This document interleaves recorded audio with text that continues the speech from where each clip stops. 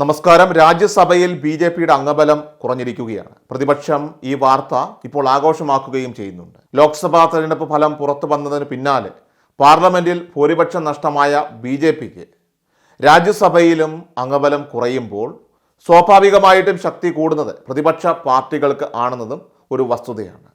ഒരു കാലത്ത് പാർലമെന്റിന്റെ ഇരുസഭകളിലും മുൻപന്തിയിൽ ഉണ്ടായിരുന്ന ബി.ജെ.പിയുടെ ഈ ഒരു പതനം അത് തികച്ചും അപ്രതീക്ഷിതമാണ്.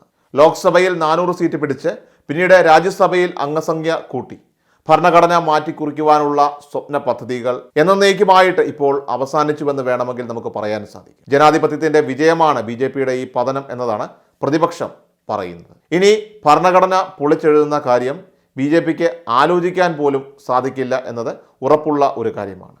ലോക്സഭയിൽ ടി.ഡി.പി അതോടൊപ്പം തന്നെ ജെ.ഡി.യു സഖ്യകക്ഷികൾ നൽകുന്ന സമ്മർദ്ദം തികച്ചും മോദി സർക്കാരിനെ വളരെയധികം പ്രതിരോധത്തിലാക്കുന്നുണ്ട്.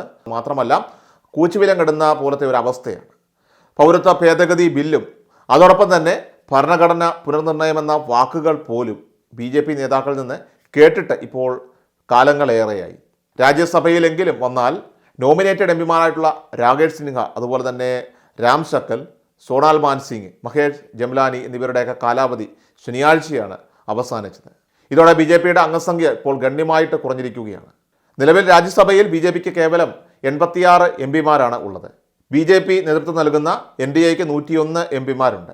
245 അംഗ സഭയിൽ കേവല ഭൂരിപക്ഷത്തിന് 113 അംഗങ്ങളുടെ പിന്തുണയും ആവശ്യമാണ്. അതായത് തന്നിഷ്ടം കാണിക്കാനായിട്ട് 12 എംപിമാരെ കൂടി രാജ്യസഭയിലേക്ക് ജയിപ്പിക്കാൻ മോദിക്കും കൂട്ടർക്കും സാധിക്കണമെന്നാണ് അർത്ഥം. നിലവിൽ രാജ്യസഭയിലെ അംഗസംഖ്യ 225 ആണ്. 101 അംഗങ്ങൾക്ക് പുറമെ 7 നോമിനേറ്റഡ് എംപിമാരുടെയും ഒരു സ്വതന്ത്രൻ്റെയും പിന്തുണ എൻ.ഡി.എക്കുണ്ട്. ഈ കണക്കിലൂടെ നോക്കുമ്പോൾ കേവല ഭൂരിപക്ഷത്തിന് 4 എംപിമാരുടെ പിന്തുണ കൂടി എൻ.ഡി.എക്ക് ഇപ്പോൾ ആവശ്യമാണെന്ന് നമുക്ക് ഇതിലൂടെ അനുമാനിക്കാൻ സാധിക്കും. കോൺഗ്രസ് നേതൃത്വം നൽകുന്ന ഇന്ത്യ സഖ്യത്തിന് സഭയിലെ അംഗസംഖ്യ 87 ആണ്. കോൺഗ്രസിന് മാത്രം 26 എംപിമാരാണ് ഉള്ളത്.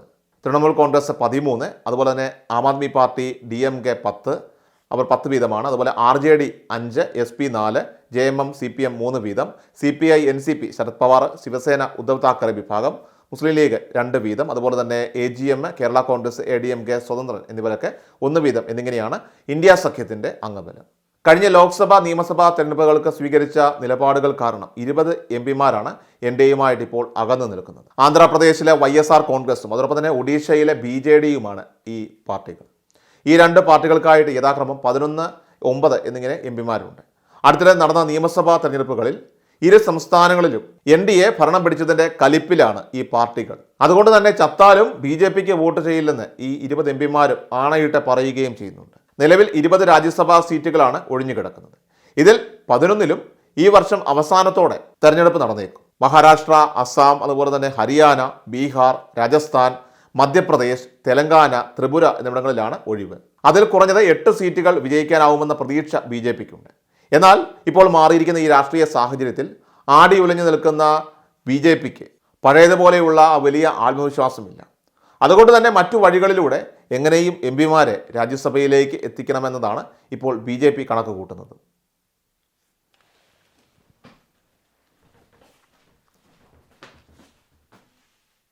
എല്ലാ ദിവസവും വാർത്തകൾക്കും അറിയിപ്പുകൾക്കുമായി യൂട്യൂബ് ചാനൽ സബ്സ്ക്രൈബ് ചെയ്യുക, ഫേസ്ബുക്ക് പേജ് ഫോളോ ചെയ്യുക. വാർത്തകളുടെ നോട്ടിഫിക്കേഷനായി ബെൽ ഐക്കൺ എനേബിൾ ചെയ്യുക.